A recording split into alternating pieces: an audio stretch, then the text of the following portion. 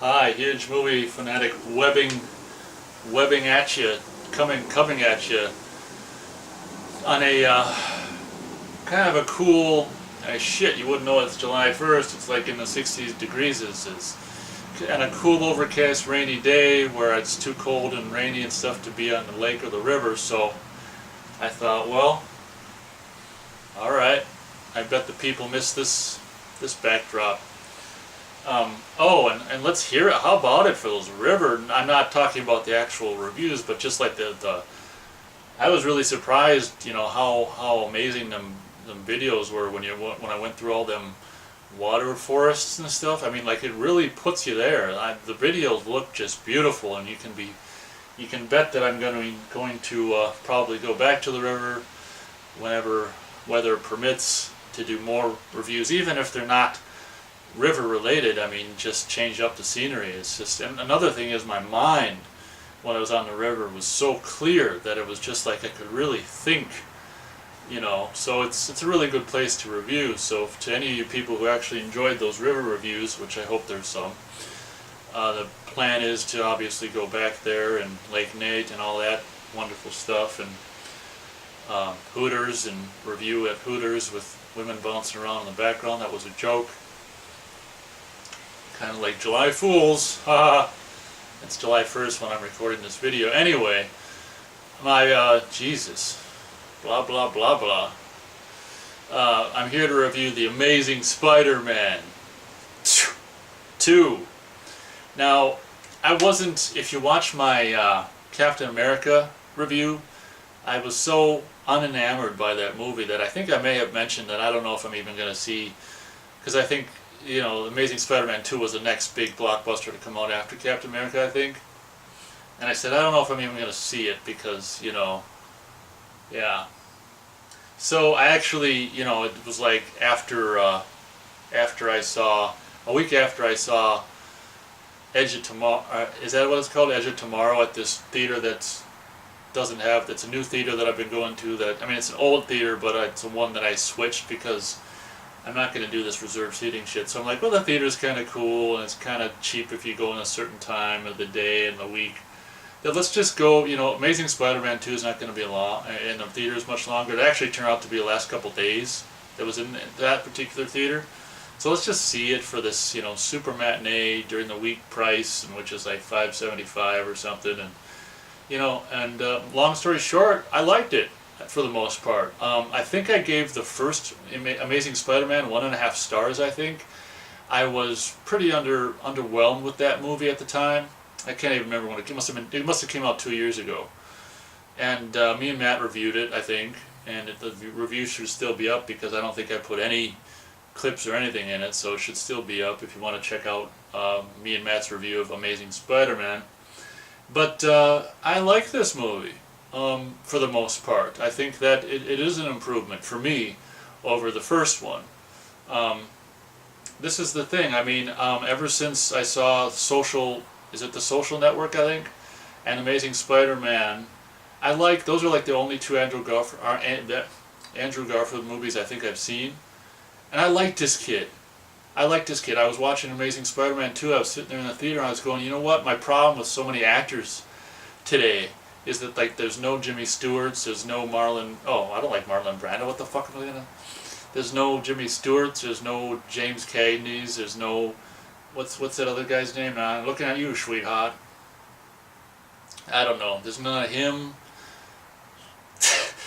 There's no people with any kind of humanity that bleeds off of the screen. And I was sitting in Amazing Spider-Man 2, and I was going, I like this guy. I like Andrew Garfield, and I think for me, he has a humanity as a performer, that he's not just this, brainless, I like him as a performer, and he's probably one of the only people, like, currently, hot actors or whatever, especially I'm amazed how, usually, like, for being like a younger actor, So I'm a kind of a fan. It almost makes you want to just track down some of his other movies and watch them, because I'm kind of a fan of Andrew Garfield. I think he's, there's something about him that is likable. Um, so let me just say, the first part of this movie, which was kind of interesting in a way, where the beginning of the first one I thought was so boring and like, oh boy, this kid, he's, young Peter's going into whatever and he's seeing this and that. What was interesting about the sequel to that Amazing Spider-Man is like the beginning, it continues, it's really weird because it continues, the beginning part of the movie continues things facts and stuff that we didn't see about the beginning of the first one, which was kind of like, it was weird. I don't know if I've never necessarily ever seen that done before. I mean, it may have been done, but I just hadn't seen it, where it's like, the first little, to be explained scene from the first one that was kind of left you like, what do you go do or whatever, was expanded on at the beginning of the second one, which I thought was kind of cool in a way, as like a mini movie before the movie or something. The only thing I didn't like was the shaky cam bullshit on the plane during the action, and I was like, oh, fucking god damn it. Shaky cam bullshit. So I was kind of underwhelmed with that scene, but once that scene ended, let me tell you, the first like Spider-Man scene, action scene, which I think happens right away, I loved. I commented in my I commented my portion, or my comments of the Amazing Spider-Man review. The thing that I really liked is not being a comic book fan, but knowing enough to know that the character is all jokey and goofy and shit. Probably one of my favorite, if not favorite, Spidey scenes in the first one was simply that very first like thing with the car robber guy. Because for me, I think, looking back, that I think that was one of the only scenes with like, it was just super fun, and like he's doing jokes and the jokes are humorous, and it was just like what I would say is a really accurate Spider-Man jokey goofy scene. And it seems to me like the rest of the movie, when he's Spider-Man, doesn't really have that kind of stuff. This movie, so much of the Spider-Man scenes has that like humor. The first scene, I pretty much like more or less the action, the set pieces in this movie, which is kind of like amounts to just 3 or 4 if you like count the end. I'm not even including that plane bullshit, that can just go to hell. But I mean, like the Spider-Man action scenes, But I remember like, it's very rare these days when I go to, especially if it's a high-profile summer action movie, blockbuster. It was like after that. It was not even after. It was like during that first Spidey action scene, I was like, fuck, this is great. This is worth the ticket price alone. And, this first action scene's not over yet. So I liked the Spidey humor and the Spidey action shit. And I'm like, yeah, and this comes out on Blu-ray like early August. I'm not going to be all over that 3D because I saw 2D, but I'm going to be all over that. I was more or less impressed with this movie. Now, do I have problems? Yes. The Jamie Foxx, character was just like, oh my gosh, kind of I've seen it. You've seen it before. The pre-superhero, the or supervillain, where he's just all, reminds you like partially Jim Carrey and Batman. What's it called? Forever. Just the awkward, goofy, soon-to-be supervillain guy and whatever. And I thought, I seen it like 2 weeks ago. I was going to review it sooner, but I remember most of it. I thought that it was like, there were some scenes that could have been left on the cutting room floor as far as I'm concerned. It may have been, for me, 15 or 20 minutes too long. But I'm going to go 2.5 stars, which is like a whole star, I think, difference from my review, from my rating of Amazing Spider-Man. And I gotta tell you, I really liked I'm afraid, I don't even know the Jamie Foxx's, what the hell that supervillain's name is, I'm afraid. Yeah, I know. I'm not a comic book, enthusiast, so give me a break. But, Mr. Freeze, right? Well, I could sit here and fucking blank, dead air just thinking about that. I guess I could cut that out. Thinking about his name for forever. I don't know, whatever the Jamie Foxx's supervillain's name is. I loved. I don't know if it was, you know, I'm not a comic book guy, so I don't know if it was you know, a decent representation of the comic book character, but I loved how he looked. You know, I thought it was a really great. Electro, that's his name, right? That's a joke. I don't think it is, but it's something like that. But I thought that the Jamie Foxx supervillain character looked really cool, and it's just like all whatever and shit. Can't remember, but it was like just electricity pulsing through him. I thought he looked really cool, and um, the the first set piece, which is actually like the second, I think it's the second Spidey action scene, is the first time that Jamie Foxx's character as the Electro supervillain is out in like the Times Square. If it's not Times Square, it's something very much like Times Square. It might be Times Square. I thought that scene was pretty goddamn cool, actually, and almost like almost had a realism to it. Like, you know, this is, you can see this playing out like that for real. And I just thought that the very first scene between, I should probably stop saying Electro. I don't think that's his name, but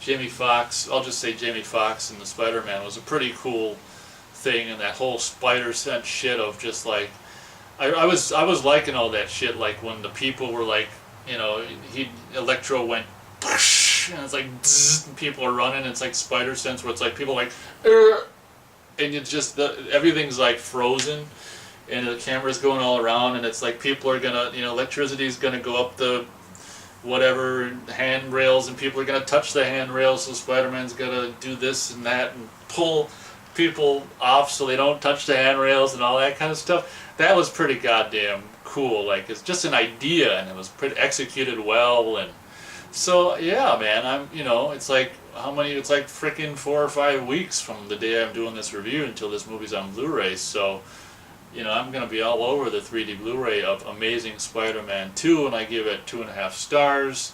I wanted to not forget to mention, I love it when high-profile, big, huge action movies feature classical music, because one of the first pieces of classical music I ever heard, of course, was in 2001: A Space Odyssey, the movie, which of course is the Blue Danube, which was wonderfully used in this movie in a scene where this guy at Arkham Asylum, that's a joke. I don't think it is, but it might as well be. This cool guy with this like German accent or whatever, he's like, I'm going to do whatever to you. I'm going to find out what makes you tick. And he's got Electro, you know, Jamie Foxx as the supervillain, all like, whatever, you know, confined, and they're gonna, I don't know what they're trying to do to him.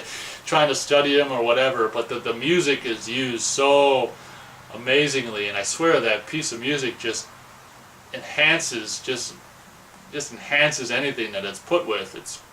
It's great. But the one thing that I love about, you know, a classical piece of music being put in such a high profile summer blockbuster is, you know, maybe some of them kids with brains out there can be introduced, like I was when I first saw 2001: A Space Odyssey, to you know, this music that they didn't know existed. Like, holy shit, it's actual music. It's not just electronic, you know, synthesized sounds with someone going, fuck, motherfucker, you bend over, bitch, you know,